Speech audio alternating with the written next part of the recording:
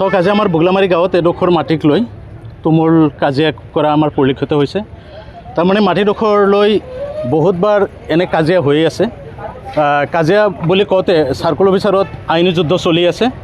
তাৰ পিছতো শহীদুল ইছলাম বোলা ল'ৰাজনে মাটিডোখৰ কিনা বুলি আমি গম পালোঁ। যদিও কিনিছে বুলি গম পালোঁ, আমাৰ ৰাইজৰ মানুহ যথেষ্ট মানুহ আছে, কমচে কম 400-500 মানুহ আছে। আৰু ৰাইজৰ মানুহ গোট খাই থকা অৱস্থাতে আমাৰ দুজন অফিচাৰ আহিল।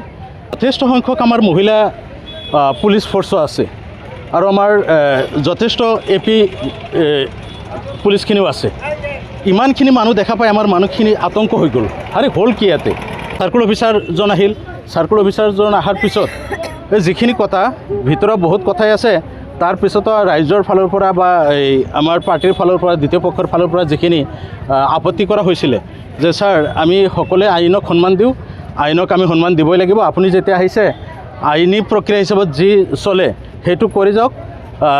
আমি কৈছিলোঁ, চবেই মিলি কোৱা হৈছিল যে যিহেতু আপোনালোকে জুখিবৰ কাৰণে আহিছে, আপোনালোকৰ কামটো হওক, কোণাত 4টা খুঁটি দি যাওক। 4 কোণাত 4টা খুঁটি দি যোৱাটো সন্মত হ'ল চবে, আৰু 4টা খুঁটি দি আছিলে।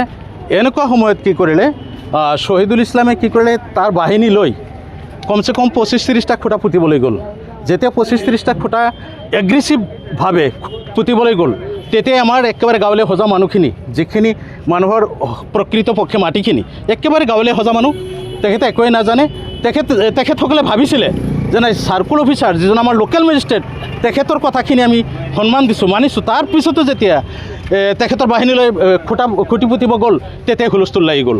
এনেকুৱা অৱস্থাত হয়তো মাটি লগত ৰিলেটেড থকা এজনী মহিলা হ'ব, কেনেবাকৈ শহীদুলৰ পক্ষৰ মানুহৰ গোৰ মৰা পৰিলক্ষিত হৈছে।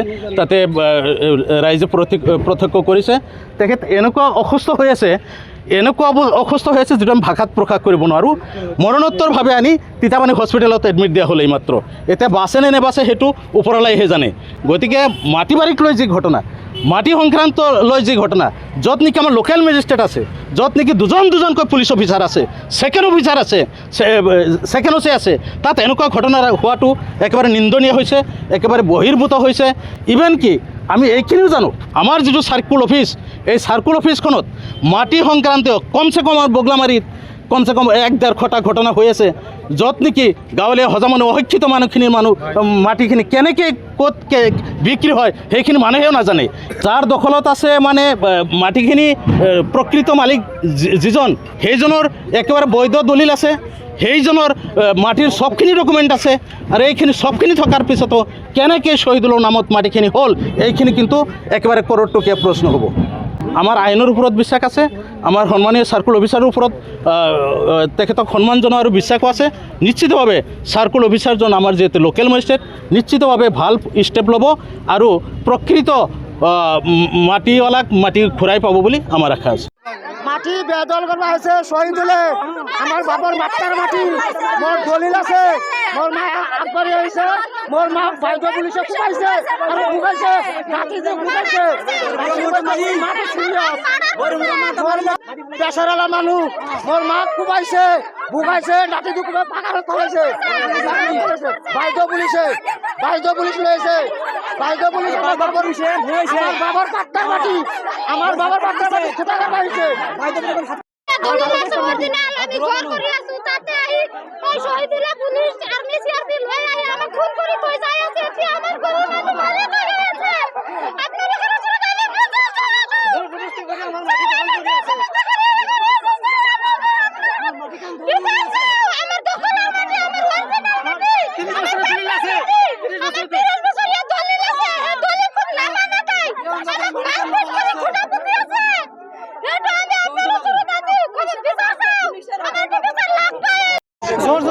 আমার দলিল 30 বছরের দলিল আছে, 30 বছরের দলিল পাইলট করে কেনে তাতে নতুন দলিল করে কেনে মাটি জোর জবরদস্তি করে দখলত পাইছে।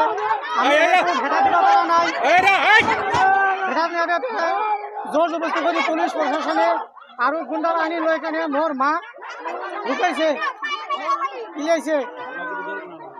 আৰু মোৰ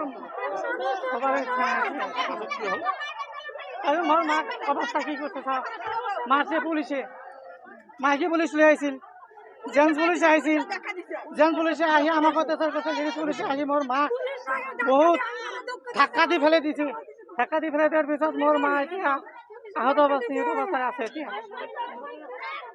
সেইকাৰণে মোৰ 30 বছৰীয়া দলিল আছে আমি দোকান আছোঁ আমাৰ পুখুৰী আছে আমাৰ দোকান আছে আমাৰ ঘৰ বাৰী আছে সব আমি দোকানত আছোঁ চুৰিলৈ চিনি নাপাওঁ আমি যিকোনো খবৰৰ বাবে যোগাযোগ কৰক 7099017330 লগতে 7099017110 নম্বৰত।